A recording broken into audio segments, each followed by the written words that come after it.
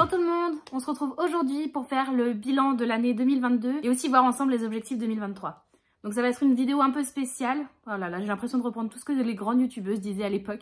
Ça va être une vidéo un petit peu spéciale aujourd'hui puisqu'on va pas forcément beaucoup parler de lecture, parler de choses joyeuses, il va y avoir des moments un petit peu plus durs, des moments joyeux quand même, vous rassurez-vous. On va tout de même parler de lecture, mais ça va être une vidéo plutôt à corps ouvert. J'en ai un petit peu parlé sur Twitch quand je disais que je voulais filmer cette vidéo. Ça va être une vidéo plutôt égoïste puisque c'est une vidéo que finalement que je fais pour moi. Donc coucou Marie qui regardera sûrement cette vidéo plus tard.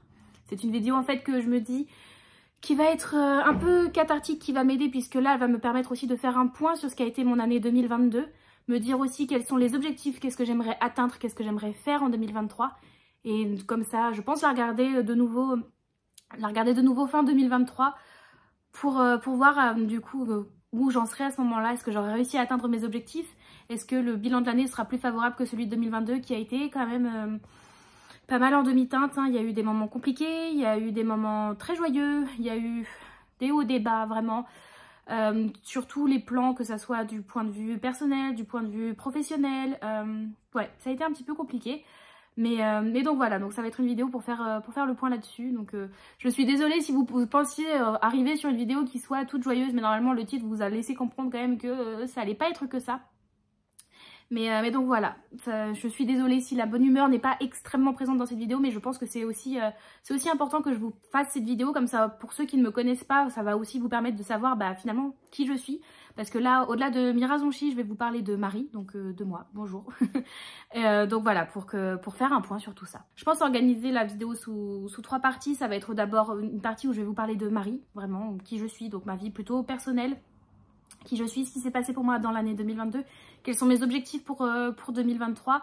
Ensuite, on va parler de Mira Zonchi, vraiment, donc un petit peu toute ma présence sur les réseaux, ce qui s'est passé et ce que j'aimerais aussi faire de tout ça, j'espère du bon. Et enfin, je veux quand même vous parler de lecture, très peu, hein, ça sera vite abordé. Finalement, ce qui relie les deux, donc ce qui relie Marie à Mira Zonchi, c'est la lecture, c'est quand même cette passion qui m'anime suffisamment pour m'être dit, vas-y, lance-toi sur les réseaux et puis fais quelque chose. Donc voilà, on va quand même parler un petit peu de lecture parce que bon, finalement, on aime quand même tous plus ou moins ça. Hein. Donc pour commencer, du point de vue perso, ça a été une année qui aurait pu bien commencer, qui a eu un gros coup de mou au milieu, puis finalement, bon, qui se laisse porter, quoi, on va dire. J'ai commencé l'année, enfin même on va repasser en 2021 puisque ça a été une transition cette fin d'année 2021. J'ai démissionné de mon travail, j'étais vendeuse, j'ai démissionné de mon travail en tant que vendeuse fin 2021. Donc j'ai eu une semaine de vacances entre Noël et le 1er de l'an. L'année 2022 c'est commencé, je crois que ça devait être le lundi 3 janvier. J'ai commencé un nouveau travail en tant que chef de projet. Donc quelque chose qui n'est pas du tout dans les études que j'ai faites, hein, puisque j'ai fait des études de japonais, donc qui n'avait rien à voir. Donc pour moi c'était une vraie opportunité, j'étais très heureuse de tout cela, très stressée, puisque je suis de nature stressée. Donc très stressée par rapport à ça, mais en même temps je m'estimais extrêmement heureuse d'avoir eu cette opportunité-là. Donc j'ai commencé ce travail-là le lundi 3. Le mardi 4, j'ai été positive au Covid. Donc dès le 2e jour de travail, super. Donc finalement, j'ai fait une semaine de télétravail Covidé. Donc c'était vraiment super. Tu apprends J'étais en formation en télétravail, vraiment pépite. J'ai adoré ces moments, pas du tout. Ça a été des grands moments de solitude. Et ce travail-là, finalement, je n'y suis restée que 1 mois et demi puisqu'il y avait plusieurs choses qui n'allaient pas. Le travail en lui-même pouvait être plaisant, sauf qu'on m'a demandé de me mettre sur une tâche qui n'était pas du tout celle qui était expliquée au moment de l'entretien d'embauche et sur laquelle je n'avais aucune qualification et aucune envie de travailler. Donc, je me suis demandé un peu ce que je foutais là. Puis, la boss un peu de cette boîte-là avait des vrais problèmes, c'est-à-dire que si elle était mal lunée, elle arrivait le matin et puis elle disait « toi t'es virée, toi t'es virée ». J'ai déjà une santé qui est très fluctuante, j'ai pas envie d'arriver le matin au boulot en ayant la boule au ventre en me disant est-ce que c'est mon dernier jour au boulot, est-ce que je dois tout remballer ce soir, tu vois. Donc non, j'ai préféré couper court à ma période d'essai, donc mi-février, vraiment, je crois que j'ai fait la soirée de Saint-Valentin avec mon copain et le lendemain j'étais en pleurs me disant je ne peux pas aller au travail. J'angoissais tellement que j'ai eu une grosse crise de larmes, une grosse crise d'angoisse et je ne voyais pas aller travailler. Donc finalement mon copain m'a un petit peu poussé en disant si vas-y, même si c'est pour ne pas travailler, parler avec ta boss, faire un point, tout ça, mais il faut que tu y ailles, tu peux pas juste ne pas y aller et juste appeler en disant je ne me sens pas bien. Donc j'y suis allée et ce jour-là même j'ai déposé ma démission à effet immédiat. Donc j'ai quitté mon boulot le lendemain de la Saint-Valentin. Et c'est ensuite que personnellement il y a quand même eu une longue période de vide, c'est-à-dire que donc de mi-février à mi-juillet, j'ai été au chômage. J'ai été au chômage parce que au début, c'était la première fois que je connaissais le chômage et je m'étais dit, bon c'est pas possible le chômage, Marie, déjà t'as fait une boulette en quittant ton travail avant d'en avoir d'avoir une sécurité derrière, donc il faut absolument que tu trouves un travail très rapidement. Donc j'ai postulé, j'ai envoyé des CV partout, enfin dans plein d'endroits, voilà, j'ai postulé, j'ai fait 2-3 entretiens d'embauche, sauf qu'à chaque fois les entretiens d'embauche, je me disais non mais ça me plaît pas, en fait je ressentais aucune motivation, aucune envie, même si je me souviens même plus pourquoi c'était, hein, vraiment c'est une période où tout me passait au-dessus, mais même si ça aurait pu être du boulot qui aurait pu être intéressant, avec une ambiance qui aurait pu être sympa, je me sentais pas investie, en fait je me sentais pas prête à retourner travailler, c'est-à-dire que mes 2 dernières expériences professionnelles, donc cette fameuse expérience de 1 mois et demi qui avait été catastrophique, et mon expérience précédente avait été assez compliquée aussi, c'est-à-dire que je me sentais pas forcément heureuse dans ce travail, c'était vraiment un travail alimentaire, hein, ce travail de vendeuse, c'était un travail alimentaire qui me plaisait absolument pas, mais bon écoutez, hein, il faut payer les factures à la fin du mois, donc ça avait été deux expériences de boulot assez compliquées. Et finalement, j'étais là, mais je sais même pas ce que je veux faire véritablement. Parce que, là on va remonter un petit peu plus loin, parce que pour ceux qui ne le savent pas peut-être, j'ai vécu au Japon pendant près de 2 ans et demi, un peu plus de 2 ans et demi, j'ai vécu au Japon, non pas pour les études, non pas enfin, même pas pour les études, j'y suis allée après mes études, après avoir eu ma licence en France, je suis allée au Japon pour trouver du travail. Chose que j'ai réussi à faire, je suis très fière de moi d'avoir réussi à trouver du travail. J'ai travaillé pendant 2 ans dans une compagnie sur place à Tokyo où je vivais, j'étais heureuse et le Covid est arrivé. Donc début 2020, le Covid est arrivé au Japon à peu près en même temps qu'en France, hein, je crois. Et là ça a été catastrophique pour moi niveau santé mentale. J'ai connu juste avant une petite déception amoureuse et le Covid étant arrivé, moi ça m'a terminé, c'est-à-dire que je suis passée en télétravail, je vivais cloîtrée chez moi dans un petit appartement de 25 mètres carrés, je ne voyais personne, je ne sortais jamais, je ne faisais que commander à manger, je me faisais livrer à manger pour être sûre de ne croiser personne, j'allais faire mes courses sur les coups de minuit, 1h du matin, puisqu'à Tokyo les supermarchés sont ouverts jusqu'à très très tard, pour être sûre de croiser un minimum de gens, puisque j'avais commencé à développer de l'anxiété sociale, vraiment le fait de côtoyer des gens, ne serait-ce que de parler à la caissière, vraiment me faisait peur en fait. Je me voyais plus faire ça, je me sentais plus capable, j'ai eu une grosse perte de confiance en moi, j'ai repris énormément de poids, j'ai repris 40 kilos, ce qui est énorme, hein. Donc ouais, j'ai repris 40 kilos, donc il y a eu énormément de facteurs qui ont fait que 2020 a vraiment été une année de merde pour moi, ce qui a fait que je sois rentrée en France aussi, et donc voilà, mon travail de vendeuse, ça a été un travail que j'ai trouvé très rapidement pour pouvoir payer mes factures, subvenir à mes besoins et surtout me refaire une situation, puisque finalement quand je suis rentrée du Japon, je suis retournée chez papa-maman puisque je n'avais pas d'appartement, je n'avais pas de logement à moi, j'avais pas de revenus, j'avais rien, j'avais plus rien en France en fait. Moi j'étais partie, j'étais étudiante la dernière fois, donc j'avais plus rien à moi.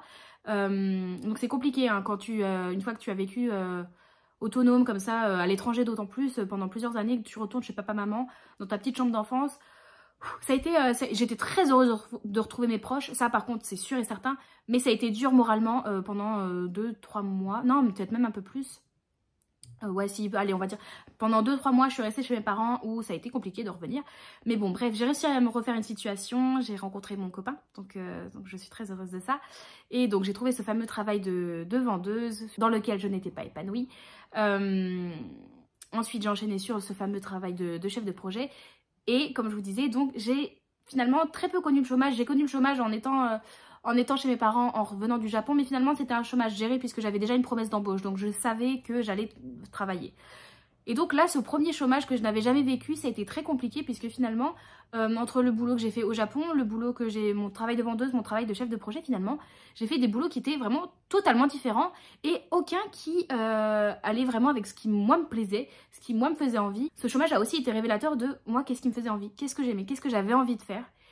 Et j'ai toujours pas trouvé la réponse.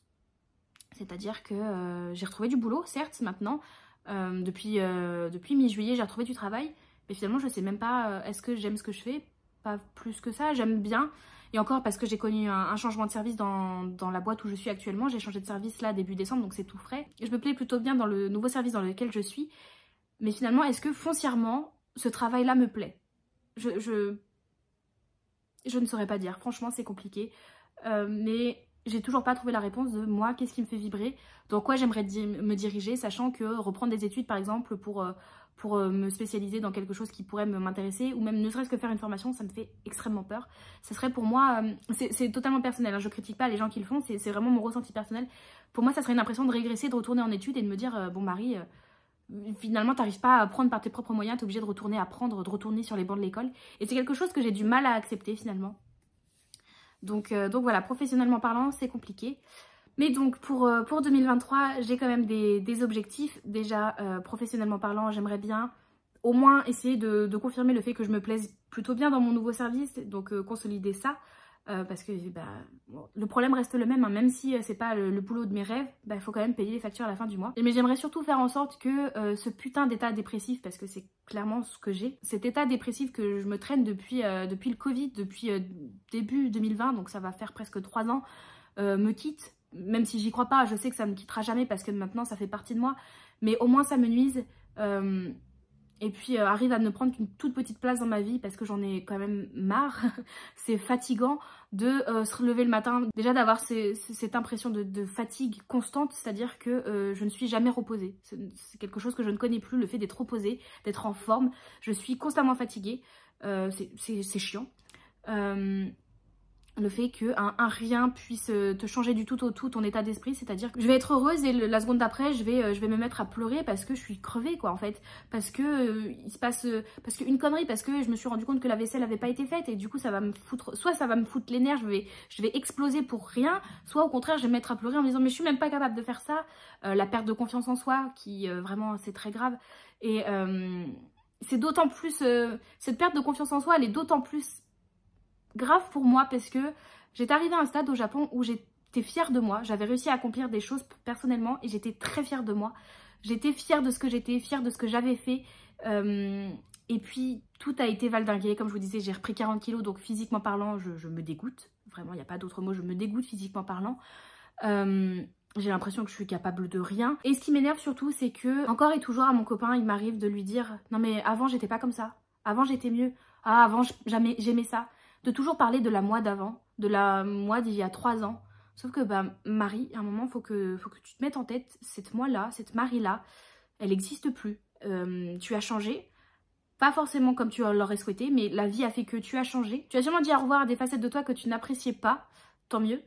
Malheureusement, tu en as aussi pris beaucoup que tu n'aimes toujours pas, tant pis. Essaye de travailler sur ça. Ça, c'est un de mes objectifs 2023, de faire en sorte de plus me dire putain je me saoule quand je fais ça. Ça j'ai plus envie de me l'entendre dire. Bon je me fais pas d'illusions, hein, ça m'arrivera encore énormément.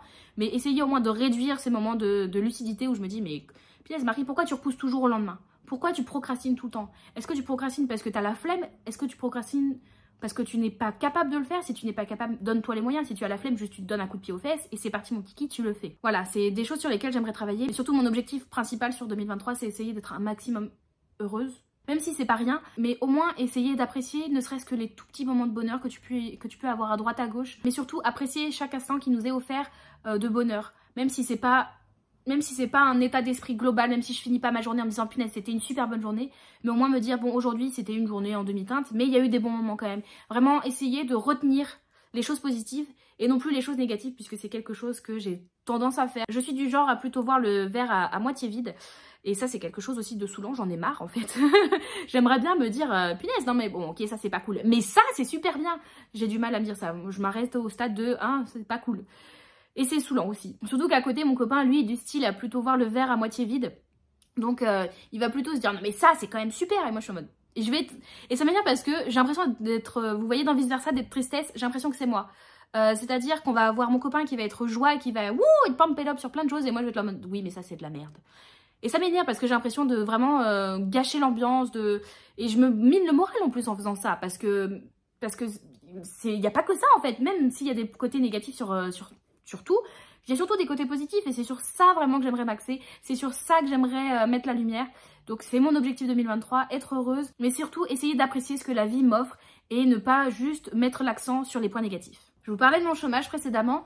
Comme quoi ça avait été une période un peu compliquée pour moi parce que ça avait été une période de remise en question sur ce que j'avais envie de faire, sur qu'est-ce qui pouvait me faire vibrer. Je vous disais que professionnellement parlant, j'avais toujours pas réussi à trouver la réponse sur qu'est-ce que j'aimerais faire, dans quoi j'aimerais évoluer. Cependant, il y a quand même une chose qui a été extrêmement bénéfique durant ce chômage, ça a été le fait d'être présente en tant que Mira Zonchi sur les réseaux. J'ai une chaîne Twitch depuis que je suis au Japon où j'avais commencé à streamer justement pour combler cette solitude dans laquelle je m'étais enfermée. Je streamais du jeu vidéo. Même si c'était pas quelque chose forcément qui était ma passion première, mais bon écoutez, c'était ça qui fonctionnait et puis j'aime bien le jeu vidéo, mais c'était pas ça moi forcément que j'avais envie de streamer de façon quotidienne, mais je le faisais parce que au moins je parlais avec des gens et je me sentais moins seule et ça a été super pour moi, ça m'a permis de faire des rencontres de personnes qui sont maintenant des amis et ça m'a permis surtout de me lancer sur Twitch, de vraiment prendre en main la plateforme que j'ai totalement délaissé par la suite quand je suis rentrée en France et que, étant de nouveau au chômage en début d'année, je me suis dit, bon Marie, tu fais rien de tes journées, tu déprimes en te demandant quel est le sens de ta vie.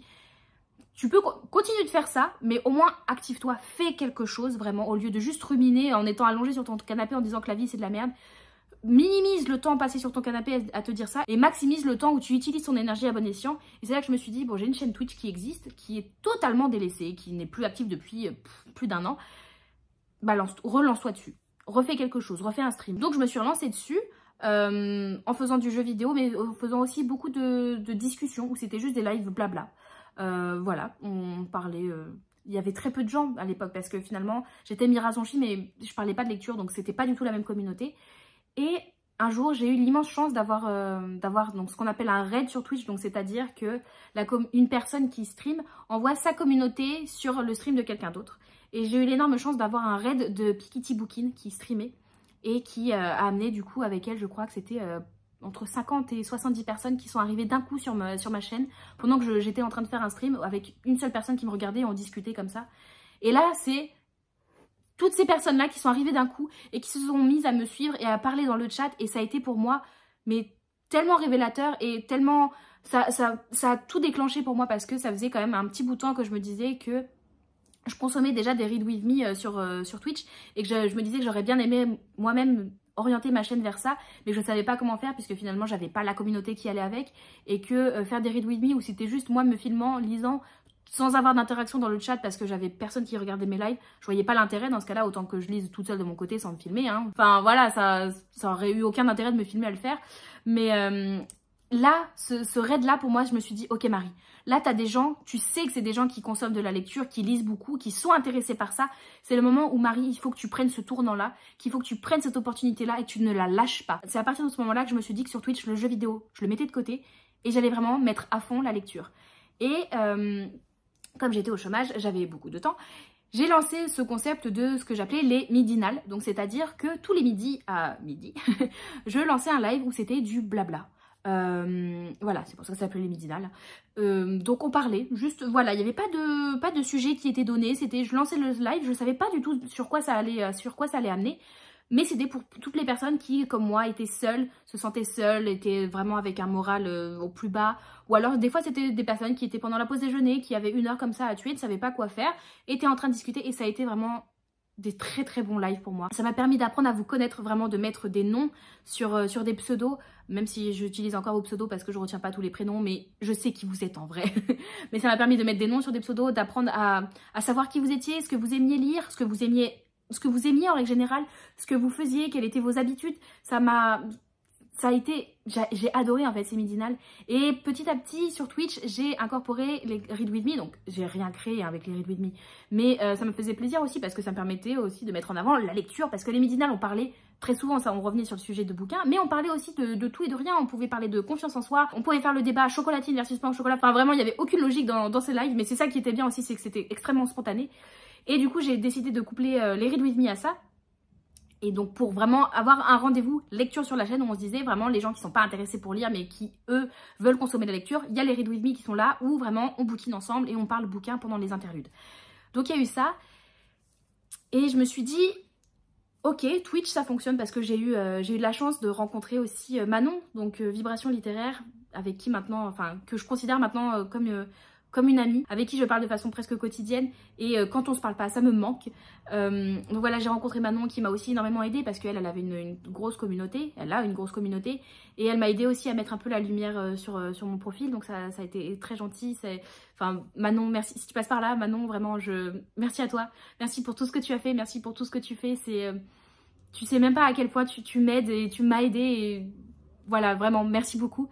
Et donc en ayant une petite communauté comme ça qui commençait à se créer sur Twitch, parce que finalement de fil en aiguille il y avait de plus en plus de gens qui commençaient à venir sur mes lives en disant tiens j'ai entendu, enfin je t'ai vu sur le chat de telle personne, tiens il y a un tel qui a parlé de toi, du coup je suis venue voir.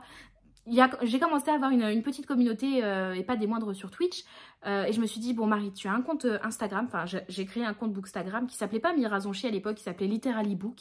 En 2017, j'étais encore à la fac où je venais de finir ma licence, je crois, quand j'ai créé ce compte. Donc c'est un compte qui était totalement à l'abandon. Si vous allez voir mon compte Instagram, vous allez voir qu'il doit y avoir un trou de 2 ans, ce qui correspond à peu près à mes années Japon, hein, où il s'est rien passé. Ensuite j'ai reposté un petit peu, puis rien, puis peu. Hein. Bref, c'était un compte vraiment actif, pas actif, actif, pas actif, bref, c'était n'importe quoi. Et là, je me suis dit, bon Marie, tu as la communauté Twitch qui est là. Tu commences à avoir un peu de personnes qui sont intéressées par toi. Maintenant, essaye de te remettre sur Instagram. Donc, j'ai recommencé à me mettre sur Instagram. Donc, à refaire des posts, à essayer de me mettre en story. J'ai fait quelques réels. Instagram, ça reste un réseau social sur lequel j'ai un petit peu du mal à être constante, à être régulière. Parce que finalement je m'étais dit tiens je vais poster des avis lecture tous les 2 jours, sauf que arrivé à un moment je lis pas un livre en 2 jours perso, mon rythme de lecture ne me le permet pas de pouvoir faire un post avis lecture tous les 2 jours. Puis ensuite j'ai déménagé par exemple, donc ce qui fait que j'avais pas mes livres auprès de moi, ce qui fait que j'avais pas de quoi faire des jolies photos, sachant que ça c'est aussi quelque chose qui me bloque énormément sur Instagram. C'est-à-dire que j'ai aucun talent de photo, faut le savoir. J'aimerais savoir faire de belles photos. J'aimerais avoir des jolis décors, des jolies babioles pour agrémenter mes photos. J'ai rien de tout ça, ou très peu du moins. Donc c'est pour ça que c'est souvent les mêmes choses qui reviennent sur mes photos.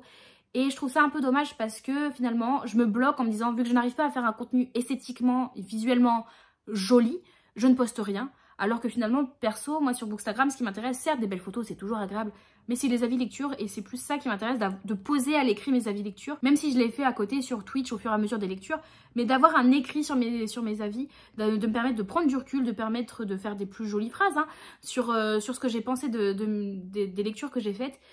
Et je trouve ça dommage en fait de me bloquer parce que visuellement j'arrive pas à faire quelque chose de beau. Ça fait partie de mes objectifs 2023 d'ailleurs, de faire en sorte que sur Instagram je ne me bloque pas, je me dise pas Marie ta photo elle est moche, tu la postes pas et tu postes rien. Vraiment c'est parce que c'est l'état d'esprit dans lequel j'étais. Hein. Là maintenant je me dis même si c'est pas la photo dont tu es la plus fière, bah c'est pas grave, déjà essaye de voir pourquoi toi t'es pas fière de cette photo, est-ce que c'est parce qu'il te manque quelque chose, est-ce que c'est parce que tu aurais dû faire autrement? Essayer de voir pour t'améliorer dans ce cas-là, si tu es capable si tu arrives à mettre le doigt sur ce qui fait que cette photo-là tu ne sois pas fière, bah essaye de faire en sorte d'améliorer ça si c'est améliorable pour toi. Mais donc oui, même si ma photo n'est pas parfaite, de faire en sorte de poster parce que j'ai envie d'être présente, j'ai envie de faire en sorte que mon Instagram existe, soit là. Et c'est aussi pour ça que je me dis, c'est quelque chose qui pourrait plus me correspondre pour au moins avoir une régularité, c'est de poster des stories. Donc je me suis donné pour objectif d'essayer de poster des stories tous les jours pour vous dire bah oui je vais bien et vous comment allez-vous. Même si c'est pas pour vous faire un avis lecture, pour vous montrer des choses de fou tous les jours, même si c'est juste pour vous dire bonjour, je trouve que c'est important de vous dire regardez je suis là et puis je pense à vous quoi, parce que c'est surtout vous le fer de lance de tout ça, c'est vous, c'est la communauté. Ça fait très bizarre de dire ça parce que qui suis-je pour dire ça, mais c'est surtout vous qui me regardez, c'est surtout vous qui interagissez avec moi, c'est-à-dire que si vous n'êtes pas là, oui je peux prendre des photos, oui je peux poster des avis de lecture, mais quel est l'intérêt? Enfin je veux dire, dans ce cas-là au pire je les écris dans un journal de mon côté et puis je les partage pas et puis je prends pas de photos dont je suis à moitié fière quoi. Il n'y a pas d'intérêt. Donc merci beaucoup à vous, mais tout ça pour vous dire que pour Instagram j'ai envie de mettre toutes mes chances de mon côté pour avoir de la visibilité, parce que c'est aussi ça l'objectif, on va pas se mentir. Et justement, dans cet objectif de visibilité, j'ai créé cette chaîne YouTube. Alors, pas seulement pour la visibilité, mais honnêtement, il y a un moment, il faut être honnête. Oui, YouTube, ça a été aussi pour me donner de la visibilité parce que Twitch, même si je trouve que j'ai quand même une belle communauté sur Twitch, Twitch est un réseau social qui n'est pas reconnu par les professionnels du livre. TikTok vient à peine d'être considéré par les professionnels du livre, c'est arrivé dans l'année, hein, TikTok pour les maisons d'édition par exemple. Là, Twitch est encore complètement oublié, c'est encore trop niche, j'ai l'impression. Et Instagram, comme je vous disais, j'ai du mal à être régulière et du coup ma visibilité sur la plateforme le fait ressentir, hein, c'est-à-dire que j'ai un nombre d'abonnés sur Instagram qui n'est quand même pas énorme. Je me plains pas, je ne me plains aucunement en me disant je mériterais plus, pas du tout. Oh là là, c'est tellement loin de ma façon de penser, pas du tout. Mais tout ça pour dire que si j'ai envie de me donner un peu plus de visibilité, de mettre un peu plus de poids à Mirazonchi, hein. Quand je dis Mirazonchi, c'est pas un peu en mode je parle de moi à la troisième personne, c'est pour faire la distinction entre Marie et Mirazonchi. Mais si j'ai envie de donner, un peu plus de force et mettre un peu plus de poids dans la visibilité que Mirazonchi puisse avoir, Instagram n'est pas suffisant vraiment. J'ai aucun poids sur Instagram, je suis une goutte d'eau. Twitch, comme je vous disais, est ignoré des professionnels du livre, malheureusement. Je me suis dit, quelle est la plateforme finalement, déjà que toi tu consommes le plus, Marie, sur les livres? Bah c'est YouTube. J'ai découvert toute la bookosphère via YouTube. Je suis une très très grosse consommatrice de booktube. Allez, je vais dire 90% de mes abonnements YouTube, c'est des booktubeurs. C'est-à-dire que je consomme ça à longueur de journée. Si j'ai une vidéo YouTube à regarder, ça sera du booktube la plupart du temps. Donc, sachant que YouTube m'intéressait beaucoup aussi au-delà de la visibilité, c'est-à-dire que j'aimais l'idée de pouvoir faire des vidéos... je vais être classico-classique, hein, je suis désolée, mais les vidéos que je préfère regarder, ça va être les vidéos de base de booktube, ça va être les book hauls, ça va être les avis lecture, les bilans du mois, ça va être les tags. J'aime beaucoup les tags, c'est quelque chose qui s'est oublié. J'aime beaucoup les formats un peu classiques que proposent les booktubeurs, et c'est aussi pour ça que vous les retrouvez sur ma chaîne, parce que finalement, moi j'aime les regarder, donc autant les proposer. Et finalement, Twitch est sympa pour ça, mais Twitch, l'avantage et le désavantage, c'est que c'est spontané, c'est dans l'instant, mais ça se perd après. C'est-à-dire que tout ce qui se passe sur Twitch reste 2 semaines sur Twitch, puis ensuite se perd. Et moi, j'avais envie de faire en sorte d'avoir des formats qui restent, qui soient là, qui restent dans le temps, ça se trouve, enfin, j'aime l'idée de me dire que plus tard, ça se trouve dans 5 ans, je me dirais, tiens, je vais aller regarder mes premières vidéos et voir quels étaient mes avis lecture sur tel bouquin, me dire, tiens, ce que je considérais comme des tops, est-ce que 5 ans plus tard, finalement, c'est toujours des tops? Ou de me dire, oh, Marie, t'étais tellement pas à l'aise. Enfin, avoir du recul sur soi aussi, je trouve ça intéressant. Et je prends un plaisir monstre en fait sur YouTube, parce que c'est un énorme challenge pour moi. Faut savoir que le fait de se filmer, de parler seul, c'est quelque chose finalement que je ne connais pas, parce qu'on pourrait se dire que si Twitch c'est ça, Twitch il y a de l'interaction, vous êtes présent dans le chat. Donc j'ai l'impression de parler avec quelqu'un, en fait j'ai l'impression de faire vous savez, un Skype ou un Teams finalement, c'est ça. C'est que tu parles pas directement visuellement avec la personne, mais il y a du répondant en face, donc c'est donnant-donnant. Là, YouTube, c'est moi qui parle tout seul face à une caméra, qui me répond pas. Fort heureusement d'ailleurs. Mais donc voilà, c'est aussi le fait de prendre confiance en soi, parce que déjà, vous êtes plusieurs à me le dire dans les commentaires, et merci beaucoup à vous de me dire que vous me trouvez plus à l'aise face à la caméra. Je le ressens aussi au moment du montage, quand je dois faire les montages, je le ressens aussi, puisque je me retrouve plus en fait. J'ai plus l'impression d'être moi au montage de mes dernières vidéos que sur les premiers montages. Je me disais, mais Marie, tu parles pas comme ça en fait, c'est pas toi. Mais j'étais très stressée, j'avais du mal, je coupais tout le temps, j'arrivais pas à aligner 2 phrases sans faire de fautes, sans bégayer, c'était terrible. Là, c'est encore un peu le cas, je bégaye beaucoup, mais je me sens plus à l'aise, j'ai plus l'impression d'avoir mes tournures de phrases. C'est pour ça que je répète tout le temps les mêmes mots. Mais bon, c'est comme ça la vie, c'est comme ça, je répète tout le temps les mêmes mots, je ratote. Mais je me sens plus naturelle, plus à l'aise. Il y a encore du mieux à faire, évidemment. C'est un de mes objectifs 2023, justement, c'est de regarder les vidéos YouTube et de me dire, ouais, c'est moi. C'est pas Mirazonchi, c'est Marie que je regarde. Et ça, c'est mon objectif. Parce que pour l'instant, je sens que je suis en transition entre... oui, la petite Mirazonchi qui se lance sur YouTube et qui veut parler de livres, mais qui sait pas trop comment le faire, et transitionner vers la Marie qui parle de livres comme elle le sent, comme elle a envie de le faire, et comment elle est vis-à-vis de la lecture. Donc voilà, on est sur ça pour l'instant sur YouTube, et on va parler un petit peu de chiffres.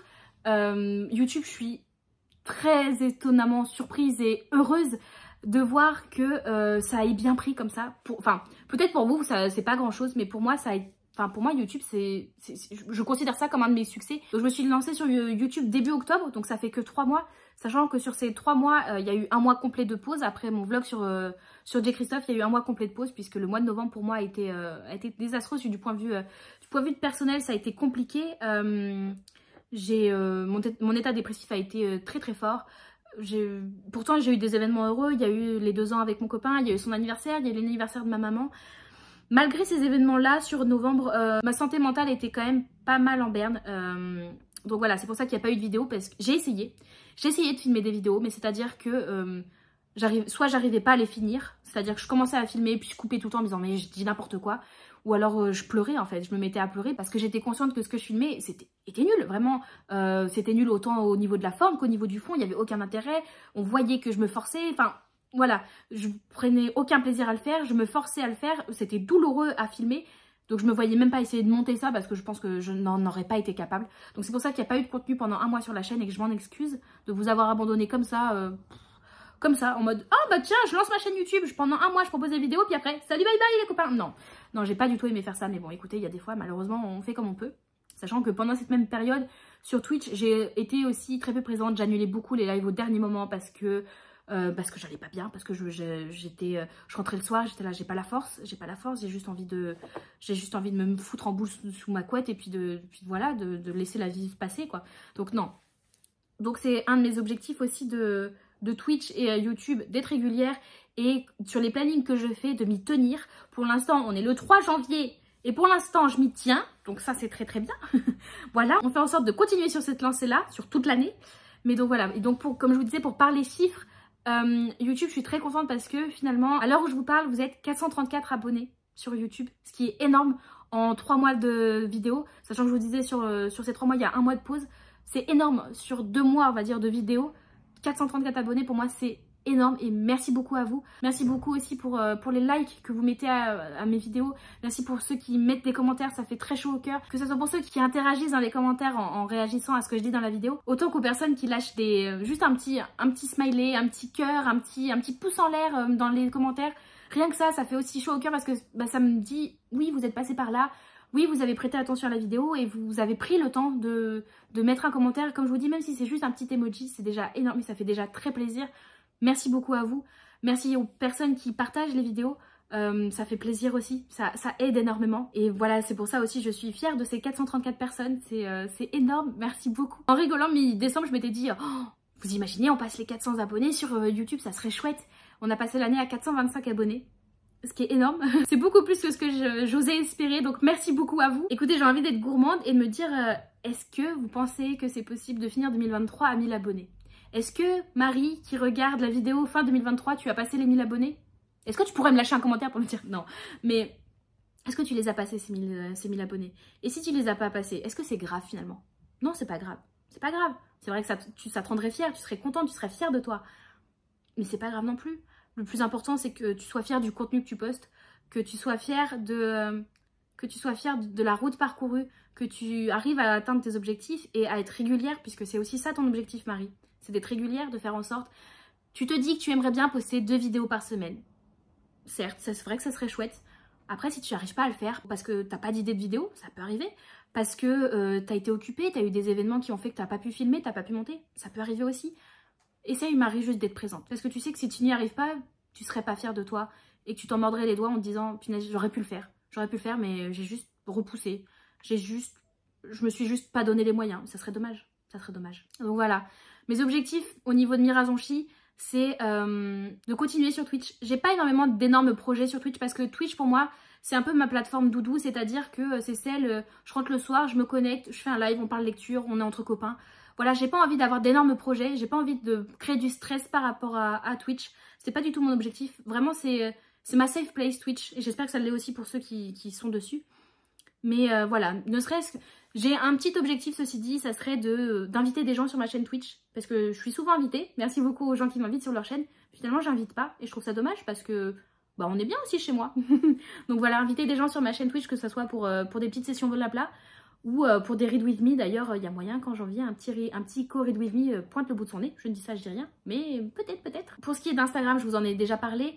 Essayez d'être régulière, poster des stories tous les jours, essayer de mettre des posts aussi. J'aimerais faire en sorte d'avoir un peu plus de visibilité sur Instagram, c'est vrai que ça me ferait plaisir. Après, le but du jeu pour moi, c'est au moins d'être fière de moi, de ma régularité, de me dire que je poste des avis lecture, que je poste peut-être aussi d'autres choses. J'aimerais aussi me lancer dans les réels. C'est un challenge pour moi parce que c'est pas forcément non plus un média que je comprends bien et que je maîtrise bien les réels, mais écoutez, c'est un objectif. Et enfin, YouTube, pour moi, ça serait prendre confiance sur YouTube, être fière de moi, avoir la régularité aussi. Pour moi, c'est vraiment le maître mot sur mes 3 plateformes, ça serait être régulière. Voilà, poster du contenu dont je suis fière, m'améliorer dans le montage, ça serait chouette. Mais déjà, sur les dernières vidéos, j'ai essayé d'apporter des petits visuels supplémentaires, de faire des petits ajouts par-ci par-là, voilà, au fur et à mesure que j'apprends à monter. Voilà, être plus à l'aise au montage, mais être surtout beaucoup plus à l'aise au moment du tournage, me retrouver au moment du tournage. Et quand je revois ces vidéos, de me dire oui, c'est moi, c'est bien moi qui suis derrière la caméra. Donc voilà, sur YouTube, ça serait ça mon objectif. Pour finir, je vous avais dit qu'on allait parler un petit peu de lecture, donc là, ça va être très rapide parce que finalement, j'ai pas grand chose à vous dire sur ça. Juste pour vous donner des chiffres, en 2022, j'ai lu 72 livres. Alors, quand je dis livres, ça comprend les romans, les graphiques, les mangas, les BD, tout ce que vous voulez. C'est vraiment tout. J'ai lu 72 bouquins en 2022. C'est pas énorme, mais c'est déjà beaucoup plus que ce que je souhaitais à la base. Je m'étais donné un objectif de 50 livres, donc pour moi 72, c'est bon, j'ai pété le record les gars. Après, il faut pas oublier que j'ai été au chômage pendant plusieurs mois, donc effectivement ça a beaucoup aidé. Mais c'est surtout ce que l'année 2022 m'a procuré par rapport à la lecture, c'est un regain d'intérêt, puisque avec mon état dépressif que j'ai déclaré au Japon, j'avais perdu le goût de la lecture. C'était plus forcément aussi doudou que ça avait pu l'être par le passé. Donc là, je suis contente d'avoir repris goût à la lecture et vraiment apprécié lire, de me challenger comme ça dans mes lectures, d'ouvrir aussi mes horizons de lecture. J'ai lu des livres aussi par lesquels j'aurais pu ne pas être intéressée les années précédentes, et là je me suis ouverte sur des nouveaux genres et j'en suis très heureuse. Et comme je suis quelqu'un qui se dit j'ai lu 72 livres dans l'année, et bien 2023 je me donne l'objectif de 100 livres.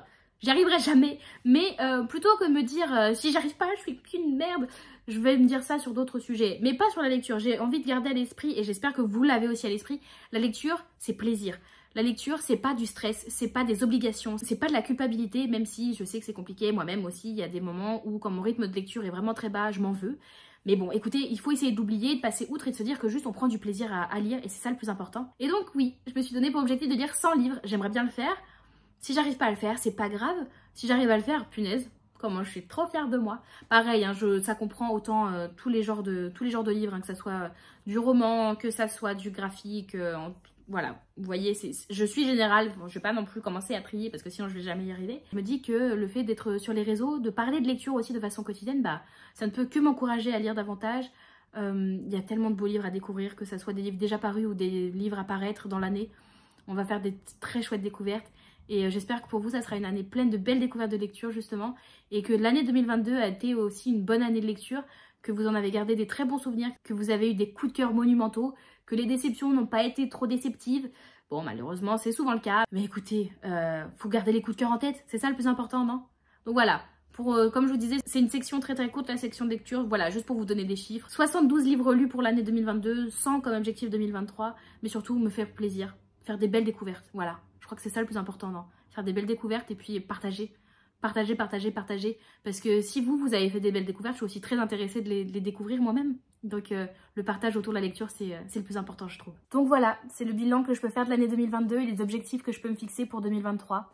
Le plus important étant d'être heureux. Hein. On n'oublie pas ça, les gars. On se donne les moyens d'être heureux. Et puis on essaye de faire en sorte que les côtés négatifs de la vie ne nous atteignent pas autant. Parce que finalement, il y a des hauts et des bas pour tout le monde. Il y a des bas des fois qui sont vraiment très bas, mais il ne faut pas oublier qu'il y a des hauts aussi qui peuvent monter très très haut. Et c'est ça qu'il faut retenir. J'espère en tout cas que cette vidéo ne vous aura pas trop miné le moral. J'avais envie de faire cette vidéo à cœur ouvert, vraiment au naturel, sans maquillage, fatiguée, les cheveux presque gras. Mais j'avais envie de le faire. Je trouvais ça important, que ça soit de façon égoïste, mais aussi pour que vous vous rendiez compte que si vous n'êtes pas bien, vous n'êtes pas seul, vous pouvez en parler, que ça soit ici en commentaire, que ça soit en message privé, il n'y a pas de souci.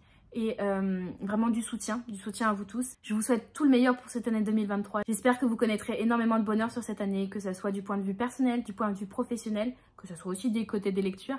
Je vous souhaite le meilleur les copains, et puis on se retrouve bientôt dans une prochaine vidéo. Bye bye!